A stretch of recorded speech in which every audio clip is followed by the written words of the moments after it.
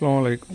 এখন আপনাদের এমন একটা ফলের সাথে পরিচয় করে দিতেছি যে ফল আগে সকলের কাছে প্রিয় ছিল, কিন্তু এখন দিনে দিন এই ফলটা সকলের কাছে অপরিচিত হয়ে যাচ্ছে। এই ফলটা দেখলে এখন কেউ আর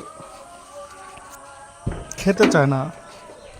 এক সময় এই ফলটা ইষ্টি বাড়ি গেলে বা কোনো আত্মীয় বাড়ি গেলে এই ফলটা সকলেই নিয়ে যেত, কিন্তু এই ফল এখন কোনো বাজারে নিয়ে গেলে কোনো দাম নাই। এই ফলটা এখন 10 টাকা, 10 টাকা তো বাংলাদেশে এখন কোনো দামই নেই।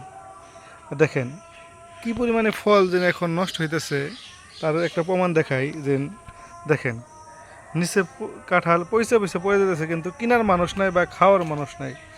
এক সময় ছিল যে এই ফল খাওয়ার জন্য সবাই অনেক অকুল থাকতো, মুড়ি দিয়ে খাইতো সকালবেলা নাস্তা। এখন সে দিন আর নাই। ঠিক আছে, দেখছেন কি পরিমাণে যে কাঁঠাল নষ্ট হইতেছে তা বলে শেষ করার মতন নাই।